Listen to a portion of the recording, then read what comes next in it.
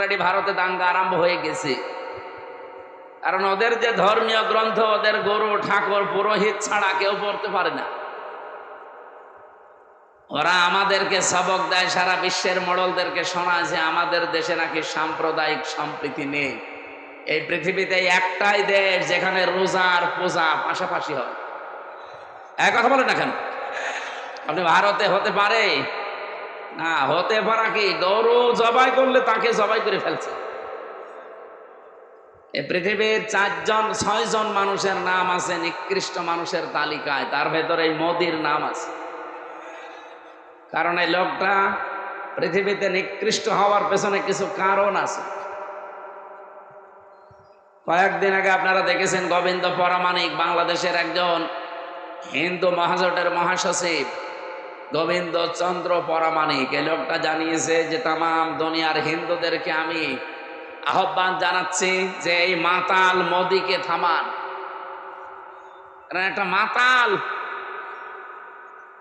এই মাতালি করে যা আরম্ভ করেছে কিছুদিন পরে পৃথিবীতে বসবাসের অযোগ্য হয়ে পড়বে। আপনি কি মনে করছেন দাঙ্গা শুধু ভারতে থাকবে? বাতাস বাংলাদেশে ঢুকলো বলি, কারণ বাতাস ঢুকতে তো আর কোনো কিছু বাধা প্রাপ্ত হয় না, ও কাটা তার পার হয়ে চলে আসবে। এই জন্য আমরা চাচ্ছি এই মাতাল লোকটা যেন থেমে যায়। যদি থামতে না চায়, ওকে থামানোর ব্যবস্থা করা দরকার। বিশ্বের 257টা দেশ, সবাইকে আহ্বান জানাই, কে কোন ধর্ম মানেন ওটা আপনার ব্যাপার, কিন্তু আমরা চাই এই লোকটাকে এবং ইসরায়েলের এই আর এক কোলাঙ্গার আছে ওর দোস্ত, এই লোকটাকেও যেন থামানো হয়। এদের এই ভুল সিদ্ধান্তগুলোর কারণে আগামীর পৃথিবী বসবাসের অযোগ্য হয়ে পড়ছে। আজকে ইসরায়েলে যে ভূমিকম্প হয়েছে আপনি দেখেছেন, এই লোকটার, এই নেতানিয়াহুর নামে এই লোকটার শুধু একটা অবৈধ চিন্তা ভাবনার কারণে 1500 বছর আগে সূরা ইউনূসের 100 নম্বর আয়াতের ভেতরে শেষের দিকে পাবেন এটা। আল্লাহ আমার এইটাই জানিয়েছেন, ওয়া ইয়াজআলুর রিজসা আলাল্লাযীনা লা ইয়াকিলুন। এই পৃথিবীতে কেউ যদি ভুল সিদ্ধান্ত নেয়, কেউ যদি তার বিবেকটা কাজে না লাগায়, তাহলে ভুল সিদ্ধান্ত আল্লাহ তার উপরে চাপিয়ে দেয়। নেতানিয়াহু নামে এই লোকটা, পৃথিবীর এই নিকৃষ্ট মানুষটা, নরেন্দ্র মোদী নামে এই পৃথিবীর নিকৃষ্ট মানুষটা, এবং আমার দেশে যিনি পালিয়েছেন ওইটাও, এগুলোর ভুল সিদ্ধান্ত নেওয়ার কারণে এদের বিবেকটা কাজে লাগে নাই। এই জন্য আল্লাহ তাদের উপরে ভুল বিষয়গুলো চাপিয়ে দিয়েছিলেন। ওয়ায়াজআলুর রিজসা আলাল্লাযীনা লা ইয়াকিলুন। যারা তাদের বিবেক, বুদ্ধি, কমন সেন্স কাজে লাগায় না, তখন আল্লাহ তার উপরে ভুল বিষয়গুলো চাপিয়ে দেয়। এটা চাপিয়ে আপনি আজকে করলেন ইসরায়েলের যে দাবানল জ্বলছে, 108টা থেকে 112টার নাম শুনলাম আমরা। এত বড় বড় উন্নত মেশিন তারা সেট করেছে, পানি দিচ্ছে, স্প্রে দিচ্ছে, ঔষধ দিচ্ছে, কিন্তু যত দেয় আগুন তত জ্বলে। কারণ এই আগুন তো আর হামসা লাগায়নি, আগুন লাগিয়েছে কে? আরো জোরে বলেন কে? আপনি কি করবেন এখন? দাবানল, এরপরে আবার ভূমিকম্প। এ ভুল সিদ্ধান্ত যদি আপনি না নিতেন, আপনি বলা তো ঠিক না, ওরে শয়তান বলা দরকার। এই শয়তান যদি এ ভুল সিদ্ধান্তটা না নিত, তাহলে আমার মনে হয় এই পৃথিবীতে এই বিপর্যয়টা নেমে আসতো না। এই দেলাওয়ার নামে এই লোকটারে জবাই করা দরকার। শয়তান এই 24 ঘন্টার মনে হয় 18 ঘন্টা কল দেয়।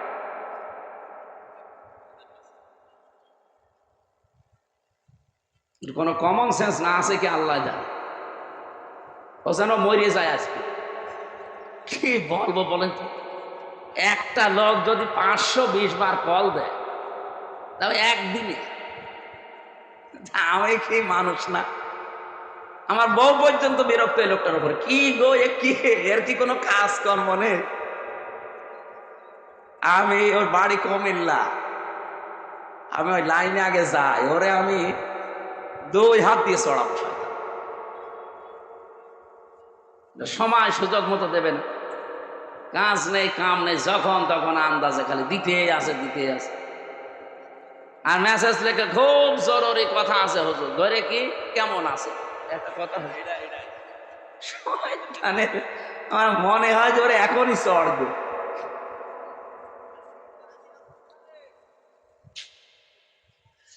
আমার ভাইরা, এই জন্য ভুল যারা সিদ্ধান্ত চাপিয়ে দিচ্ছেন, আল্লাহ এমনি না, ভুল বিষয়গুলো আল্লাহ চাপিয়ে দেবেন যদি বিবেককে কাজে না লাগান। আজ নেতানিয়াহুর কারণে তাদের দেশটা ধ্বংস হয়ে যাচ্ছে। আমার মনে হয় এভাবে যদি আর মাত্র ৮-১০ দিন চলতে থাকে দাবানলটা আর এই ভূমিকম্প, দেখবেন বিশ্বের মানচিত্র থেকে অভিশপ্ত রাষ্ট্র এই ইহুদিরা, এই ইসরায়েল আর থাকবে না।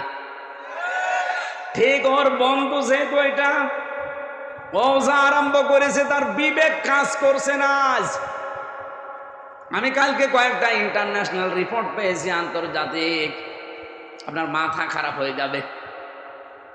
এই যে আজ ৯ মাস চলছে হাসিনা পালিয়ে যাওয়ার, এই ৯টা মাসেও বারবার চেষ্টা চালিয়েছে এই দেশে যেন অন্তত বিডিআর হত্যা আর শাপলা চত্বরে হেফাজত হত্যার বিচার কেউ যেন না তোলে। কারণ ভালো করে জানে যে দুইটা ঘটনা একেবারে ডাইরেক্ট ঘটিয়েছে মোদি। এখন সব প্রমাণ একেবারে হাতে নাতে ধরা পড়ছে। দিগন্ত টেলিভিশন এমনি বন্ধ করে নাই, ইসলামী টেলিভিশন এমনি বন্ধ করে নাই, কারণ এদের কাছে সব ভিডিও ফুটেজগুলো এখনো আছে, এখন তারা সব ছাড়তেছে। সাগর রনিয়েত্তি এমনি হত্যা হয় নাই, বহু রিপোর্ট তাদের কাছে গোপন বিষয় ছিল, ওদেরকে একটু সাহায্য করেছে, তাকেও দুনিয়া থেকে বিদায় করে দিয়েছে। এখন রিপোর্ট গুলো যেহেতু হাওয়ায় ভেসে বেড়াচ্ছে, আর বিশ্বের আন্তর্জাতিক মহল যারা, তারা আমাদের চাইতে আপনাদের চাইতে অনেক চালাক। আমি রিমান্ডে গিয়ে তা টের পেয়েছিলাম, ওই 10 দিনে বহু কিছু দেখেছি। ইসরায়েল থেকে যে উন্নত প্রযুক্তির মেশিন তারা নিয়ে এসেছে, আপনি পায়খানার ভেতরে কি করেন ওইটা ওরা দেখতে পায়। এই যে আগস্টের 5 তারিখের পরে বিভিন্ন জায়গায় চাঁদাবাজি আরম্ভ হয়েছিল, এলাকায় হয়েছে কি আমি জানি না। ওই যে নারায়ণগঞ্জে বন্দরে রাত 2টার সময় গেছে চাঁদা চাইতে, পরে ধরা পড়ে গেছে। ও বলছে আমি রাত 2টার সময় আসলাম, তারপরও ধরে ফেললো।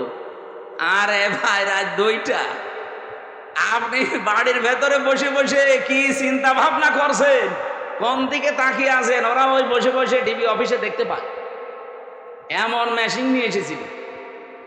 আমারে ধরা পড়ার পরের দিন 20 সালের শেষের দিকে, 21 সালে তো আমারে ধরেছে, যেই দিন ধরেছে ওই দিনই আমার নাম্বার, যেখানে যার আত্মীয় স্বজন সবগুলো ট্যাগ করা, কে কোথায় কি আমার পক্ষে বিপক্ষে বলছে সব ওরা আমাকে শোনাচ্ছে।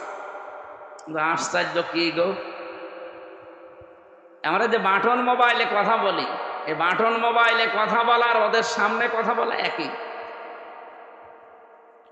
আপনারা যারা বলেন সতর্ক থাকবে, এমন কোনো কথা বলবেন না শেষে ওই যে টাকলা মোরাদের মতো যদি 6 মিনিট একটু ফাঁস হয়ে যায় না, আপনার বাবা শাহজালাল সব হালাল হয়ে যাবে। এখানে কথা বলার সময় এই যে যারা পরকীয়া প্রেম করে, তুমি আমি, আমি তুমি, আমি তুমি, তুমি আমি, হ্যাঁ মনে করছে কেউ জানে না, কেউ জানে না, মানে ওরা সব দেখতে পাচ্ছে যে আপনি কার মোর সাথে লাইনে আছেন। এই জন্য মিথ্যা কথা বলবেন না। এখানে কারা লাইনে আছেন হাত তোলেন তো, ওই যে একজন। ঠিক আছে, আপনি লাইন চালান, আপনাকে কয়েকদিন পরে দেখা হবে কার সাথে আপনার লাইন আছে। হোয়াটসঅ্যাপ অনেকে বলে এটা নিরাপদ, কে বলেছে আপনাকে? হোয়াটসঅ্যাপে কথা বললে ওরা দেখতে পাচ্ছে। বাংলাদেশে নিরাপদ হওয়ার মতো কোনো এখন অ্যাপস আর নেই। সে যেইটাই বলেন, মেসেঞ্জার বলেন, ইমো তো আরো ঘরের ভেতর। ওই ইমোতে কথা বলা আর ওদের সামনে বসে বসে বলা একই। হোয়াটসঅ্যাপটা এটা সবাইকে ওরা ট্যাগ করে না, যাদের টার্গেট করে তাদের। এই যে এই ভুল সিদ্ধান্ত নেওয়ার কারণে বিবেকটা কাজে লাগছে না, এই কারণে আজকে যে বিপর্যয় নেমে আসবে, এই দাঙ্গা তৈরি হওয়ার কারণে শুধু কি মুসলমান মরবে, হিন্দু মরবে না? এক কথা বলেন না কেন? ওখানে যদি মনে করেন মুসলমান আছে 30 কোটি, হিন্দু আসে 100 কোটি, এই কারণে আপনি মুসলমান 10 জন মেরে ফেললেন, হিন্দু 2 জন মরিস।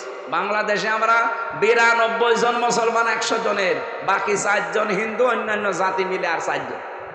ওখানে যদি 2 জন মুসলমান মরে, এখানে 5 জন মরবে না? হ্যাঁ, সব সাফা হয়ে যাবে। এই জন্যই তো আমরা জানাচ্ছি যে এই মাতালটাকে থামান।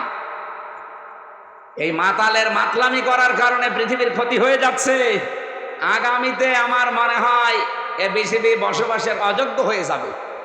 বসবাস যে করবেন সেরকম পরিস্থিতি আর পাবেন না। ওই চাচা এরশাদ মরার আগে যা বলেছিল ওইটা দেখতে পাবেন, যে ঘর থেকে বের হলে খুন আর ঘরে থাকলে গুম হয়ে যাবে। আল্লাহ আমাদের হেফাজত করুন, বলেন আমিন। আমি এখান থেকে এই 2টা দেশের নাম বলার পরে একটা বিষয়ে সিদ্ধান্ত নিতে চাচ্ছি, আপনারা একমত হবেন কিনা আমি জানি না। বাংলাদেশে যিনি দায়িত্বে আছেন প্রফেসর ডক্টর মোহাম্মদ ইউনূস, 2টা নবীর নাম নিয়ে বসে আছেন, মোহাম্মদ আর ইউনূস।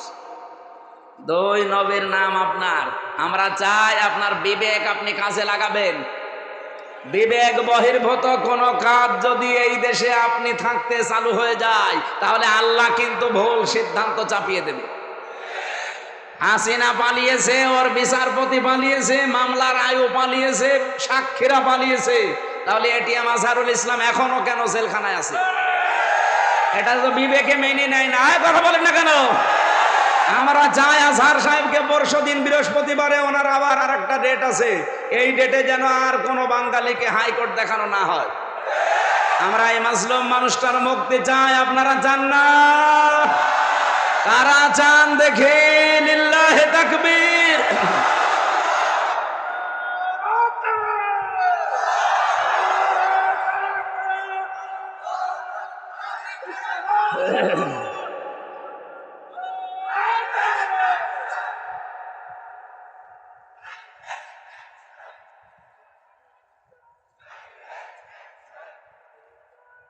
আলহামদুলিল্লাহ ভাই।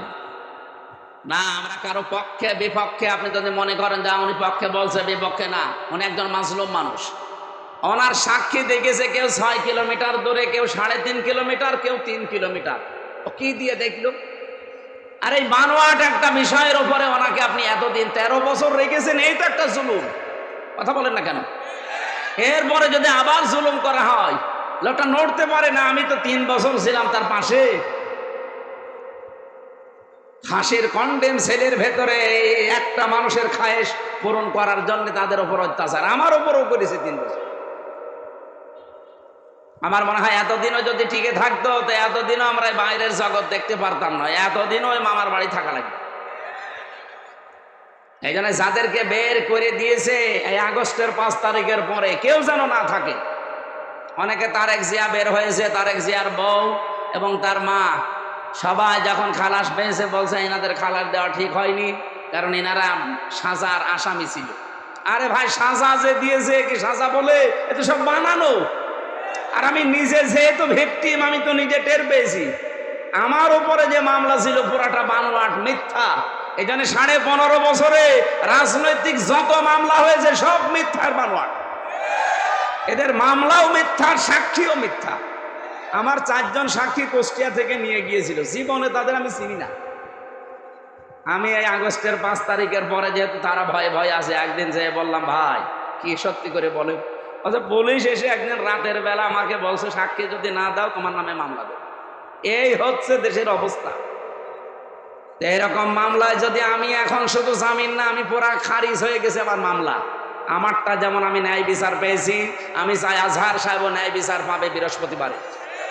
কেউ কোনো তালবাহানা করলে, বিবেক যদি আপনার কাজে না লাগে, এমন ভুল সিদ্ধান্ত চেপে বসবে না দেশের ওপরে, শেষে সামাল দিতে পারবেন না। কারণ দেওয়ালে পিঠ থেকে গেলে তখন আর দিকদার ঠিক থাকে না। কথা বলেন না কেন? কত মানুষ এখন খুশি আছে। আপনি কার খুশির জন্য এগুলো করছেন? অনেকে করছে, আমরা জানি। এই জন্য আমরা কোনো বিবেক বহির্ভূত কাজ করতে চাই না। আজকে ঢাকায় দেখলাম বিভিন্ন জায়গায় মেয়েরা সাইনবোর্ড নিয়ে দাঁড়িয়ে আছে, আমাদের যৌন অধিকার নিশ্চিত করতে হবে। এই যে নারী কমিশনে যারা আছে, এই মানুষগুলো একে মহিলা বলা যায়? আমার মনে হয় এর এ মহিলাও না, এ পুরুষও না, এ হিজড়া হবে। নাইতে এরকম কথাও লেখে কি করি? 318 পৃষ্ঠা আমি পড়েছি ওদের ওই কমিশনের পুরা বইটা, সবগুলো ইসলাম বিরোধী এবং ইসলামের বিপক্ষে একেবারে ডাইরেক্ট অ্যাকশন নিয়েছে। তার ভেতরে অন্যতম স্বামী আর স্ত্রী, এরা যদি দুইজন সংসার করার, স্বামী বলে আমি এখন সংসার করতে চাই, স্ত্রী বলে যদি না আমার এখন মন নেই, এরপরও যদি স্বামী সংসার করে, স্ত্রী যদি মামলা দেয়, তাহলে ধর্ষণ মামলা হবে। আর ধর্ষণ মামলা হলে সাক্ষী লাগবে না। স্বামী স্ত্রীর ঘরের ব্যাপারটা কি সাক্ষী কেউ দেবে? সাক্ষী পাবেন কোথায়? হয় আপনি ইউটিউবারদের ওখানে সেট করে রাখবেন, এক কথা বলছে না, তাছাড়া সাক্ষী আপনি পাবেন কোথায়? আর বিচারক যে রায় দেবে, ওকে আন্দাজে তো রায় দিতে পারবে না, সাক্ষী লাগবে না। আর ওই জিনিসকে দেখেছে কে সাক্ষী দিতে যাবে বলেন? সুতরাং এইরকম নীতিমালা যারা তৈরি করেছে, এ কি সুস্থ না অসুস্থ? আমার মনে হয় এদেরকে আর বাইরে রাখা ঠিক হবে না, তাহলে এই সমাজের ক্ষতি হবে। এদেরকে পাঠানো লাগবে পাবনায়। আরো জোরে বলেন। জেলখানা দেওয়ার দরকার নেই, পাবনায় পাঠিয়ে দেন, ও থাক, কথা থাক। কয়েকদিন আগে পাবনায় গিয়েছিলাম, যে দেখলাম পাগল বেশি নেই, সব ভালো হয়ে চলে গেছে। এখন এদেরকে পাঠানো দরকার। ওরা পয়েন্টটা লিখেছে দ্বিতীয়টায়, যে শরীর আমার, সিদ্ধান্ত আমার। জেনা ব্যভিচারের ব্যবসা খুলে বসতেছে। শরীর আপনার মানে আপনার শরীর কে দিয়েছে? আপনার বাবা মা দিয়েছে আপনার শরীর। আপনার বাবা আর মার দায়িত্ব ছিল শুধু বিছানায় থাকা। এই শরীরটা আমার আল্লাহ নিজে বানিয়েছেন। সূরা নূরের ভেতরে আছে, সূরা কি মুমিনুনের ভেতরে আল্লাহ পয়েন্ট আকারে দিয়েছেন যে তোরে কি করে বানালাম আমি। সুম্মা খালাকনান নুতফাতা আলাকাতান ফাখালাকনাল আলাকাতা মুদগাতান ফাখালাকনাল মুদগাতা ইযামা ইলা আখিরি আয়া।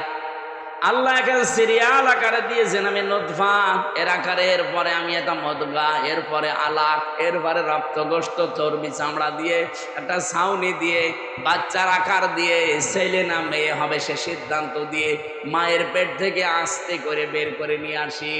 আল্লাহু আখরাজাকুম মিন বুতুনি উম্মাহাতিকুম লা তা'লামুনা শাইআ।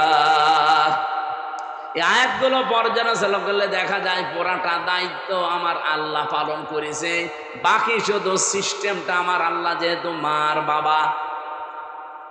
বাবার কাছ থেকে শুধু সিস্টেমটা একটু। তাছাড়া আল্লাহ নিজেও আমাদেরকে বানিয়ে বানিয়ে আকাশ থেকে ফেলতে পারতো না? পারতো না? আমাদের আদি পিতাকে ফেলে নাই, কথা বলেন না কেন? আদি মাতাকে ফেলে নাই। তাদেরকে যদি আল্লাহ ফেলতে পারে, এমনকি বাবা ছাড়াও আল্লাহ বানাতে পারে হযরত ঈসাকে, প্রমাণ তো দুনিয়ায় আছে। সুতরাং যারা এই পয়েন্ট লিখেছেন আপনারা কিন্তু স্বাভাবিক নেই।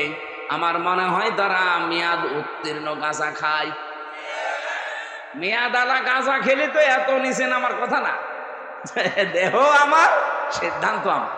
আবার এক মহিলা লিখেছে ব্যানারে যে আমার চামড়া আমি দেব। ওরে শয়তান! এগুলো কি মানুষের কাতারে পড়ে? তৃতীয় নাম্বারে পয়েন্টে ওরা লিখেছে যে যৌনকর্মী যারা, তাদেরকে শ্রমিকের মর্যাদা দেওয়া লাগবে। আমার এই পয়েন্টটা পড়ার পরে মনে হচ্ছিল, আল্লাহ যদি বাংলাদেশে কোনো ডাকাত বলে, ইউনূস সাহেব আমাদেরকেও কিন্তু মর্যাদা দেওয়া লাগবে শ্রমিকের, কারণ আমাদেরও কষ্ট কম হয় না। ডাকাতি করা কত কঠিন, গাছ কেটে কাঁধে নিয়ে রাস্তায় ফেলে গাড়ি দাঁড় করিয়ে এত বড় ছুরি সামনে নিয়ে দাঁড়ানো লাগে। আমি তো নিজে দেখেছি কয়বার ডাকাতের হাতে পড়লাম। একবার পড়েছিলাম সাতক্ষীরায়, বিশাল এক গাছ কেটে 8-9 জন কাঁধে করে রাস্তার মাঝে দিয়ে গাড়ি থেমে গেল, সবার পেছনে পেছনে বড় বড় ছুরি। আমি তো কাজ খুলে দেওয়ার পরে দেখি মুখ বের করে কয়েকজন মুখ বাঁধা। আমার টাকা পয়সা যা আমি আগেই বের করে বলছি নেন। বলছো হুজুর আপনার টাকাও নেব, আল্লাহ মাফ করবে। আরে শয়তান! এত কষ্ট করছে আর বলছে আপনার টাকাও নেব, আল্লাহ মাফ করবে। আপনার কষ্ট হচ্ছে না যে কত বড় গাছ, আপনার ঘাম ঝরছে কপাল দিয়ে। এখন ওরা যদি কালকে থেকে আওয়াজ তোলে যে ডাকাতি করতে কম কষ্ট না, আমাদের শ্রমিকের মর্যাদা দেওয়া লাগবে, এ পর্যন্ত থাকলেও কিছু বলতাম না। কিন্তু সমস্যা হয়ে দাঁড়াবে, কারণ এই শব্দটা পুরা হাদিসের বিরুদ্ধে, কোরআনের বিরুদ্ধে। আপনি দেখেন সূরা কসসের ভেতরে আছে, মুসা আলাইহিস সালামকে যেদিন শুআয়ব আলাইহিস সালাম উনি শ্রমিক হিসাবে নিয়োগ দেবেন, ওনার মেয়েদের ওই যে কুয়া থেকে পানি তুলে দিয়েছিলেন, কুয়া থেকে ওই বিশাল কুয়া থেকে পানি তুলে নেওয়ার সময় ওনার ঘাম ঝরছিল। মেয়ে দুইটা গিয়ে বলেছে, বাবা এরকম একটা শক্তিশালী এবং বিশ্বস্ত, আমিন বলা হয় কোরআনে আছে আমিন, এরকম একটা বিশ্বস্ত শ্রমিক পেয়েছি, আপনি যদি নিতে চান তো উপকার হবে, তার শরীরে শক্তি আছে, আমরা দেখেছি 4-5 জন রাখাল মিলে যে ঢাকনা সরাতে পারে না কুয়ার, অথচ ওই লোকটা দেখলাম 1 হাত দিয়ে কুয়ার ঢাকনা সরিয়েছে। শ্রম দিলে মানুষের শরীর থেকে ঘাম ঝরে, এই ঘামের মর্যাদা এত বেশি। আল্লাহর নবী জানিয়েছেন, আল কাসিবু হাবিবুল্লাহ, যারা কাজ করে খায় নিজের হাতে, ঘাম ঝরায় শরীর থেকে, এরা আর সাধারণ মানুষ থাকে না, এরা আল্লাহর বন্ধু। আর সেইটাকে আপনি কোথায় মিলাচ্ছেন বলেন?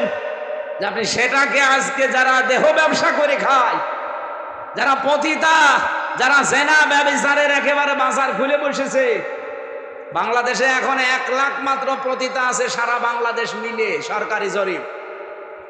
এই মানুষগুলোকে আমরা চাই, তাদের যদি সত্যি মর্যাদা দিতে চান, ডক্টর মোহাম্মদ ইউনূস একটা আলাদা বিভাগ খুলে তাদেরকে পুনর্বাসনের ব্যবস্থা করেন।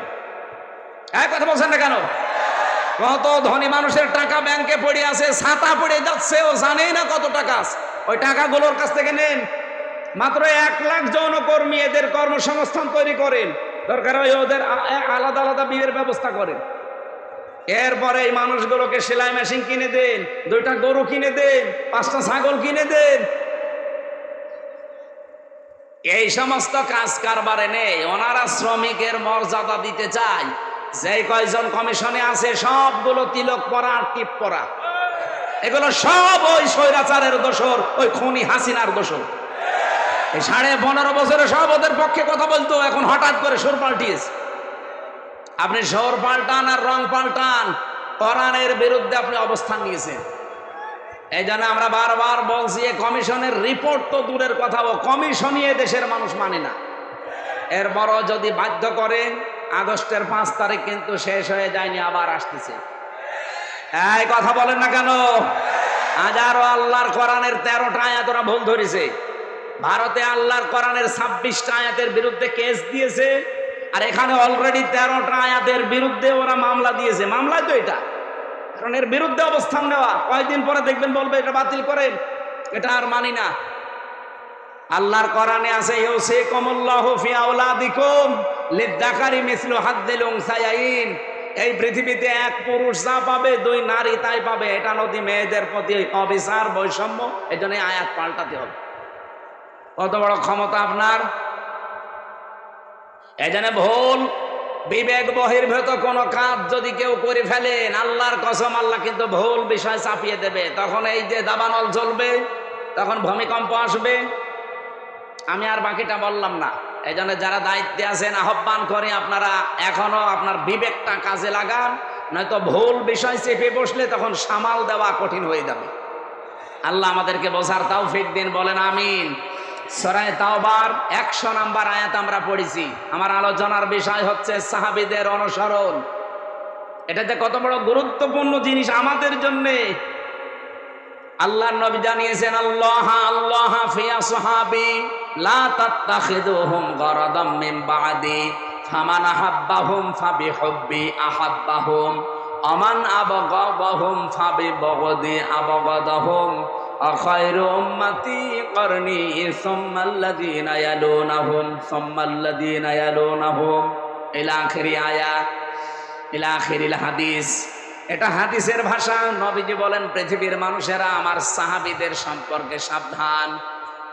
আমার সাহাবীদের সম্পর্কে আমার সাহাবীদের সম্পর্কে সাবধান। আমার সাহাবীদের সাথে কেউ যদি শত্রুতা করে সেজন্য আমি নবীর সাথে শত্রুতা করে। একজন আজানের জবাব দিয়ে দেন, দিলে আদায় হয়ে যাবে, দিয়ে দেন, একজন দিয়ে দেন। এই পৃথিবীর কোন মানুষ যদি আমি নবীর সাথে দুশ্মনী করে সেজন্য দুশ্মনী করে কার সাথে? বলেন বলেন, আল্লাহর সাথে। এজন্য আমাদের এই জায়গাটা খুব সেনসিটিভ জায়গা। আল্লাহ এত বেশি প্রশংসা দিয়েছেন সাহাবায়ে কেরামের, যেহেতু আল্লাহ তাদের উপরে বলে দিয়েছেন রাদিয়াল্লাহু আনহুম ওয়া রাদু আনহু, আমি নিজে তাদের উপরে খুশি হয়ে গেছি যেমন তারা আমাদের উপরে খুশি আছে। সুতরাং তাদের পথ অনুসরণ অনুকরণ করলেই আল্লাহকে সন্তুষ্ট এবং রাজি খুশি করা যাবে বলে আমরা কোরআন থেকে তথ্য পেয়েছি। ঠিক আছে, দেখছি এগুলো ওই সময় হয়নি। আপনাদের মনে হয় টাকা পয়সা ঈদগার কাজে লাগাবে, এখনো টাকা ওঠে না। আমার 2-3 মিনিট সময় চাচ্ছে, দেব। আজানের সময়টা আপনারা যদি যা এনেছেন দেওয়ার জন্য দিতে পারেননি, একটু একটু দিয়ে দেন। ওই ভেতরের লোকজন কই, একটু তাড়াতাড়ি করেন ভাই। যারা যাও যে ভেতরে যাচ্ছে, যান, খালি বের করে রাখেন, আজান হতে হতে ওরা বের হয়ে চলে যাবে। ওঠে কে বসেন।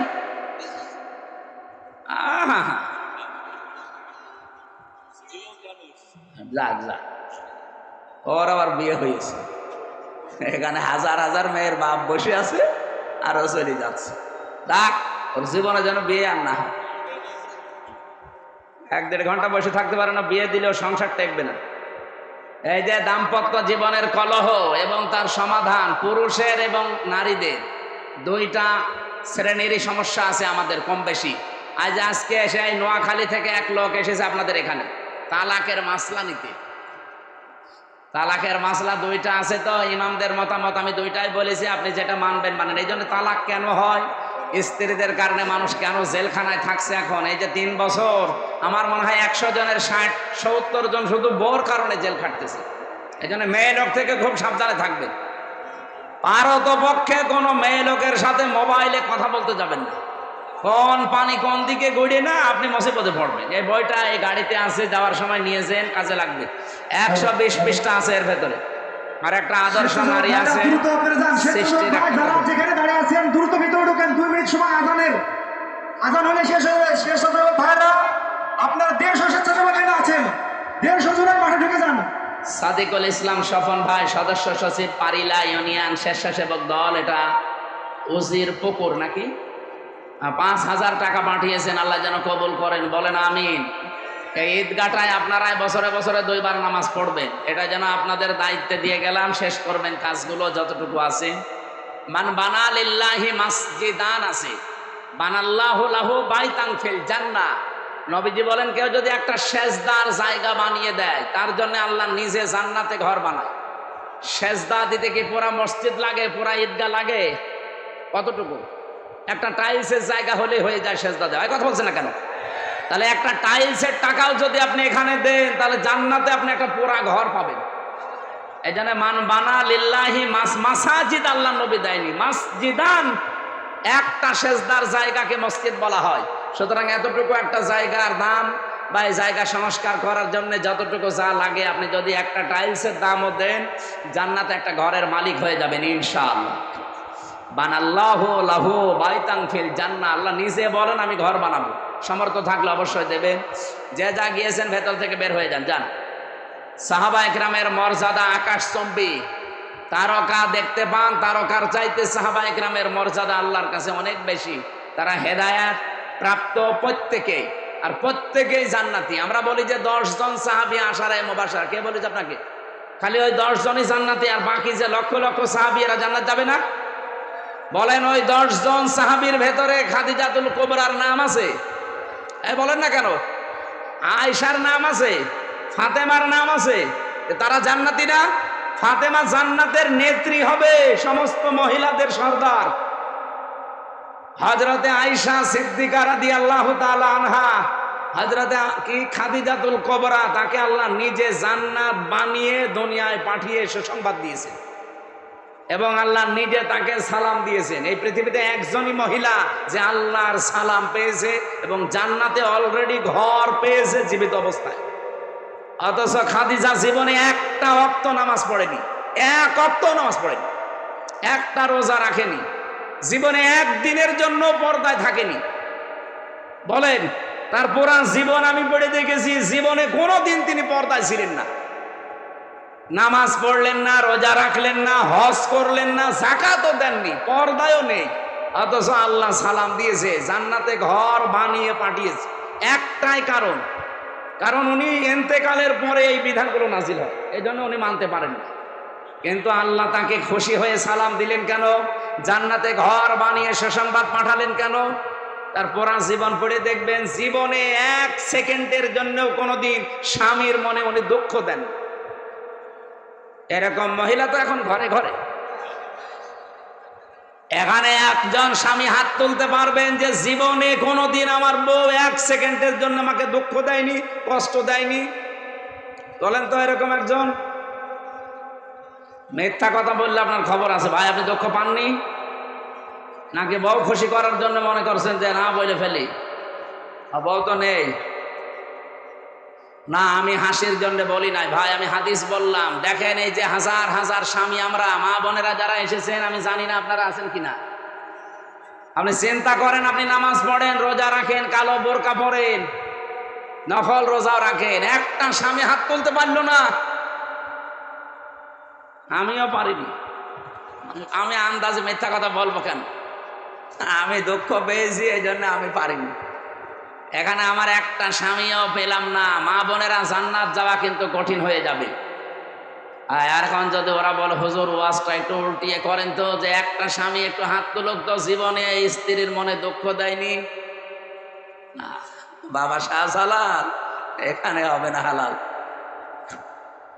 না, আমাদের চরিত্র আমরা কন্ট্রোল করব। স্ত্রীর গায়ে যারা হাত তোলে, এর মতো ইতর মানুষ দুনিয়ায় নেই। হাত না তুলে, হাত তোলা একেবারে হারাম কাজ না, আপনি তুলতে পারবেন যদি ফরজ নামাজ না পড়ে, দরকার হয় হাত তুলবেন। কিন্তু 4 জায়গায় কিন্তু মারা যাবে না, মুখে, বুকে, পিঠে, মুখে, মাথায়, মুখে, বুকে আর পিঠে, এই 4 জায়গায় স্ত্রী লোকের হাত দেওয়া জায়েজ নেই। যদি এই 4 জায়গা বাদ দিয়ে কোনো জায়গায় মারতে চান, আপনি মারবেন।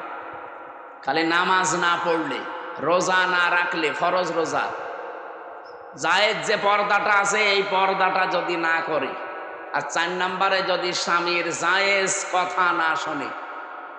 কথা বোঝা গেছে? মা বোন যারা এসেছেন, আপনার জান্নাত পাওয়া অতি সহজ। স্বামী যখন বাইরে থেকে আসবে কর্মজীবন শেষ করে, দুনিয়ায় যত কাজ আপনার হাতে থাক সব বাদ। এখন তারে সময় দেওয়া, তার কথা মতো চলা, এখন তাকে খুশি করা পৃথিবীর সবচাইতে বড় ইবাদত। শুধু যদি ফরজ নামাজটা আর ফরজ রোজা নাও। কোন স্বামী যদি পছন্দ করে যে আমার বউ হাতা কাটা ব্লাউজ গায়ে দিলে আমার ভালো লাগে, আপনি তাই দেবেন। এই কথা বলছেন না কেন?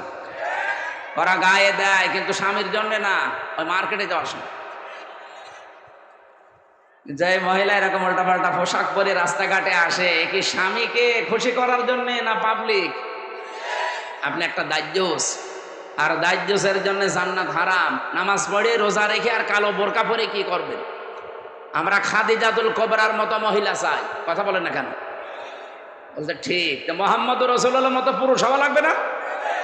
ও তো যৌতুক নেওয়ার উস্তাদ, আবার খাদিজার মতো বউ চাই। আমাদেরকে হওয়া লাগবে চরিত্রবান, মুহাম্মাদুর রাসূলুল্লাহর মতো, খাদিজাতুল কুবরার মতো স্ত্রী আমাদেরকে আল্লাহ মিলিয়ে দেবেন। বলেন আমিন। আমার ভাইরা, সাহাবায়ে কেরামের যেহেতু অনেক অনেক মর্যাদা, আমি সবগুলো না বলতে পারলেও একটু সিস্টেমে বলছি। সাহাবায়ে কেরাম যেহেতু কবুল হয়ে গেছে আল্লাহর দরবারে, ওয়াস-সাবিকুনাল আউয়ালুনা মিনাল মুহাজিরিনা ওয়াল আনসার, এই পৃথিবীতে যারা উপরে গেছে আগে অগ্রভাগ, এবং তাদেরকে যারা অনুসরণ করেছে মুহাজির এবং আনসারদের ভেতরে, আল্লাহ পাক বলেন এই মানুষগুলো অগ্রগামী। আল্লাযীনা তাবাউহুম বিইহসান, আর এদেরকে যারা অনুসরণ করবে তাদের ওপরে আমি আল্লাহর ইহসান, তার মানে আমার বানানো জান্নাত তাদের জন্য। বলেন সুবহানাল্লাহ। সাহাবা একরামকে আল্লাহর দরবারে কবুল হওয়ার পেছনে আমি এই কয়টা কারণ কোরআন থেকে হাদিস থেকে পেয়েছি। এক নম্বরে তাদের কয়েকটা গুণ আমাদের ভেতরে থাকা দরকার। এক নম্বরে পেয়েছি আল্লাহর জন্য তাদের অন্তর নিবেদিত ছিল সব সময়। আপনি যদি কাউকে ভালোবাসেন আল্লাহর জন্য বাসবেন, কাউকে যদি ঘৃণা করেন আল্লাহর জন্য করবেন, কাউকে যদি কিছু দান করেন আল্লাহর জন্য করবেন, কাউকে যদি দান করা থেকে বিরত থাকেন যে আমি দেব না তোরে কিছু, তাও যেন আল্লাহর জন্য হয়, ব্যক্তিগত বা পারিবারিক সামাজিক কোনো কারণে না হয়। কথা বোঝা গেছে? আল্লাহ রাব্বুল আলামিন বলেন যে মানুষটার মন মানসিকতা আল্লাহর জন্য নিবেদিত থাকবে সব সময়, এটা সাহাবীদের ভেতরে ছিল। দুনিয়া একদিকে আর আমার আল্লাহর বিধান একদিকে, এই জন্য তারা আল্লাহর দরবারে খুব তাড়াতাড়ি মঞ্জুর হয়েছিলেন। দুই নম্বরে তাদের মুখে যা ছিল ওইটা তাদের মনে ছিল। মুখে বললে ওইটা মন থেকে বলতেন, লোক দেখানোর জন্য বলতেন না। তিন নম্বরে বেশি তারা নিজের উপরে অন্যকে প্রাধান্য দিতেন, যদিও নিজের অনেক কিছুর দরকার আছে, প্রয়োজন আছে, এরপরও তারা অন্যকে অগ্রাধিকার দিতেন। এই একটাই মাত্র কারণ, পুরাটা সাতটার ভেতরে এইটা। নিজের প্রয়োজন থাকার পরেও অন্য ভাইয়ের প্রয়োজনকে সামনে দেওয়া, অগ্রাধিকার দেওয়া। আল্লাহ পাক এত বেশি খুশি হতেন তাদের উপরে এই কারণে যে রাদিয়াল্লাহু আনহুম ওয়া রাদু আনহু, এই আয়াত তাদের জন্য আল্লাহ নাযিল করে দিয়েছেন। আল্লাহ এতটুকু বলে যদি আয়াতটা শেষ করে দিতেন, এই আয়াতটা আমি পড়তাম না। এর পরবর্তী কিছু সুসংবাদও দিয়েছেন, ওয়া আ'আদ্দালাহুম জান্নাত। আল্লাহ তাআলা বলেন আমি প্রস্তুত করে অলরেডি রেখে দিয়েছি এমন একটা বাগান, তাজরি মিন তাহতিহাল আনহার। না না, ভুল হয়েছে। তাজরি তাহতাহাল আনহার, মিন নেই এখানে। মিন যদি থাকতো তাহলে তাহাতি হতো, যেহেতু মিন নেই এই জন্য কোরআনে একটা জায়গায় শুধু তাজরি তাহাতাহাল আনহার, এমন একটা নদী আর নহর প্রবাহমান বাগান বানিয়েছি। খালিদিনা ফিহা আবাদা, চিরকাল আমি আল্লাহ তাদেরকে ওই জায়গায় থাকতে দেব। যালিকাল ফাউজুল আযীম, এটাই জীবনের মহা সফলতা। বলেন সুবহানাল্লাহ। এই আয়াতটার ভেতরে আমি কয়েকটা তথ্য পেয়েছি। সূরা হাশরের 9 নম্বর আয়াতের ব্যাখ্যা পেয়েছি। ওয়ায়ুসিরুনা আলা আনফুসিহিম ওয়ালাউ কানা বিহিম খাসাসা। আল্লাহ পাক বলেন ওদের নিজেদের প্রয়োজন আছে, এরপরও তারা অন্যকে অগ্রাধিকার দিয়েছে। হযরতে আনাস রাদিয়াল্লাহু তাআলা আনহু বলেন নবীজি মসজিদে নববীতে 3 দিন পরপর 3 দিন মেহমান এসেছে তার কাছে। একবারে মেহমান আসার পরে রাতের বেলা আসার পর বিশ্বনবী ডাক দিয়ে বললেন আজকে এই মেহমানটা নিয়ে যাওয়ার মতো আমার ক্যাপাসিটি নেই, তোমাদের যদি কারো থাকে ক্যাপাসিটি তাহলে বলো একটু নিয়ে যাও। হযরত আনাস বললেন নবী আমার কাছে দেন। নিয়ে গেলেন বাড়িতে, স্ত্রীকে বলে নবীর মেহমান, যা পারো খেতে দাও। স্ত্রী ঘরের ভেতরে ডাক দিয়ে বলছেন দেখেন যা খাবার আছে, 2টা ছেলে মেয়ের শুধু হবে, আমরাই না খেয়ে থাকবো মনে করছিলাম, আপনি এরপরে আবার মেহমান নিয়ে এসেছেন। ঠিক আছে, নিয়েই যখন এসেছেন আর রাসূলুল্লাহর মেহমান, আপনি এক কাজ করেন, আপনি একটু মেহমানকে নিয়ে গল্প করেন, কথাবার্তারা বলতে থাকেন। আমি এই ফাঁকে 2টা বাচ্চাকে ঘুম পাড়িয়ে দেই। ঘুম পাড়িয়ে দিয়ে নিজের মেহমানকে সাথে নিয়ে আপনাকে আমি তখন বাচ্চাদের খাবারটা দিয়ে দেব, এরপরে আমি নিজের থেকেই বাতি লিভিয়ে দেব। আপনি অন্ধকারের ভেতরে শুধু মুখ নাড়াতে থাকবেন আর মেহমানকে খাবারটা দিতে থাকবেন আর বলবেন এই তো আলো নিয়ে আসো, আলো নিয়ে আসো। কয়েকবার বলতে বলতে যখন খাবার শেষ হয়ে যাবে আপনি শুধু মুখ নাড়াতে থাকবেন আর হাত নাড়াবেন, অন্ধকারের ভেতরে যেন সে মেহমান বুঝতে পারে যে না আপনিও খাবার চালাচ্ছেন। শেষ হয়ে গেল খাবারটা এভাবে। সকালবেলা মসজিদে নববীতে হযরতে আনাস বলেন আমি নামাজে গেছি, নবীজি আমাকে ডাক দিয়ে বললেন মেহমানের সাথে কি ব্যবহার করলে, কেন? আল্লাহর আরশ পর্যন্ত খুশি হয়ে গেছে, তোমাদের নামে সূরা হাশরের 9 নম্বর আয়াত নাযিল হয়ে গেছে। নিজেদের প্রয়োজন থাকার পরও যারা অন্যের অগ্রাধিকার দেয়, অন্যকে গুরুত্ব দেয়, তাদের জীবনটা সাহাবীদের মতো আল্লাহ কবুল করে নেয়। আজ বাংলাদেশে এটা খুব বেশি দরকার। এই কথা বলছেন না কেন? এটা আজকে দল মত জাতি বর্ণ ধর্ম নির্বিশেষে খুব বেশি দরকার। যদি সাহাবীদের মতো কবুল হতে চান, গ্রহণযোগ্য হতে চান, নিজের প্রয়োজন থাকার পরও অন্যেরটা অগ্রাধিকার দেবেন। এটা আমাদের অনেকের মন আছে, কিন্তু আমরা পেরিয়ে উঠি না বড় কারণে। আমার বোনের জন্য, আমার ভাইয়ের জন্য, আমার চাচার জন্য, আমার ফুফুর জন্য আমার মন আছে, আমি কিছু করব। আমার অগ্রাধিকার দেওয়া দরকার তাদের গুরুত্বের, তাদের পরিবারের, তাদের অসচ্ছলতার। কিন্তু অনেক পরিবারে আছে বউ শুধু কান দিয়ে ধরে, না অত দরকার কি?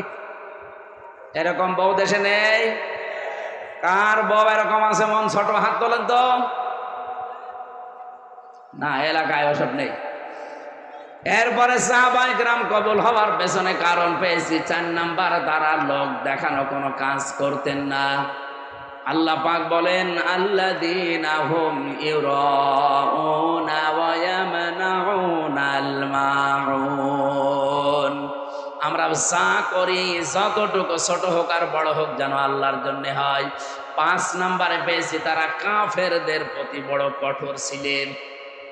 এটা সূরা ফাতিহার 29 নাম্বার আয়াতে তথ্যটা পাবেন। মুহাম্মাদুর রাসূলুল্লাহ আল্লাযীনা মাআহু আশিদ্দাউ আলাল কুফফার। সাহাবায়ে কেরাম আল্লাহর দরবারে কবুল হয়েছিলেন, তার 5 নম্বরে কারণ ছিল তারা কাফেরদের প্রতি বড় কঠোর এবং ভয়ঙ্কর ছিলেন। আজ যারা কোরআনের বিরুদ্ধে 13 জায়গায় হাত দিয়ে কোরআন পাল্টাতে চায়, এরাও কাফের। বাংলাদেশে দলমত দেখা যাবে না, এই জায়গায় নবীর উম্মত এবং সাহাবীদের অনুসরণ করার ক্ষেত্রে কঠোর হওয়া লাগবে। আমরা কঠোর হতে রাজি আছি না? সামনে সব দলমত নির্বিশেষে কঠোর হয়ে যাবে। আইন পাশ করা দূরের কথা, ওরা যেন ভয়ে কাঁপতে থাকে। আমরা তো আল্লাহর দরবারে সাহাবীদের মতো কবুল হতে চাই। আল্লাহ আমাদের তৌফিক দিন, আমিন। আরো জোরে বলে। দুনিয়ায় সেই কয়দিন বেঁচে আছেন, আমি কালকে নাটোরে লালপুর না বাগাতে পাড়াইছিলাম, ওখানে এই পয়েন্টটা বলেছিলাম, কেউ যদি জুলুম করে সামনে মনে করেন যে আমি অমুক জায়গায় পৌঁছাবো, জীবনও পারবেন না। সাদ্দাত যেমন পারে নাই, জুলুম করে জান্নাত বানিয়েছিল, জান্নাত ভোগ করতে পারে নাই, দেখতেও পারে নাই, এমনকি চৌকাঠে পা দেওয়ার আগেই তার মরণ হয়েছে। হাসিনাও জুলুম করে করে টার্গেটে পৌঁছাতে চেয়েছিল 41 সাল, 41 সাল দিতে দেয়নি, 24 সালেই শেষ। এই জন্য আগামীতে যারা চেয়ারে বসবেন, যদি জুলুমের মাধ্যমে বা জুলুম করেন কারো সাথে, আল্লাহর কসম, ইত্তাকি দাওয়াতাল মাজলুম ফাইন্নাহা লাইসা বাইনাহু ওয়া বাইনাল্লাহি হিজাব। মজলুমের বরদোয়া থেকে বেঁচে থাকবা, কারণ মজলুমের বরদোয়া আর আল্লাহর মাঝে কোনো হেজাব পর্দা থাকে না। এজন্য আগামীতে আমি সতর্ক করছি, যারা আসবেন যেন জুলুম করবেন না। জুলুম করে যদি জনগণকে দাবিয়ে রেখে মনে করেন আমি অমুক টার্গেটে পৌঁছাবো, একেবারে 41 সাল, আপনার 5 বছর পরে দেখবেন বাড়ি ঘর শ্মশান হয়ে গেছে। এই শ্মশান হয়েছে এটা দেখানো লাগবে। 32 নাম্বারের দিকে তাকা, 33 হয়ে গেছে। ফেব্রুয়ারির 5 তারিখে আযাবুল বুলডোজার নাজিল হয়ে সব শেষ। আগামীতে যারাই আসতেছেন, কে আসবেন আমরা জানি না, আর আমার দেখারও দরকার নেই। যারা আসবেন আসেন, জুলুম করবেন না। সাহাবায়ে কেরামের যে 5টা গুণ অলরেডি বলেছি, এগুলো আমি সহ প্রত্যেকের জীবনে যেন আল্লাহ অনুসরণ করার তৌফিক দেন, আমিন। মেয়েদের জন্য অবশ্যই বইটা নিয়েছেন, কাজে লাগবে। আর সৃষ্টি, এটা হচ্ছে শিক্ষিত মানুষদের জন্য, সৃষ্টি জগৎ নিয়ে লেখা আছে, এটা পারলে নিয়ে যান, এই গাড়িতে আছে। আল্লাহুম্মা আমিন। লা ইলাহা ইল্লা আনতা সুবহানাক ইন্নী কুনতু মিনাজ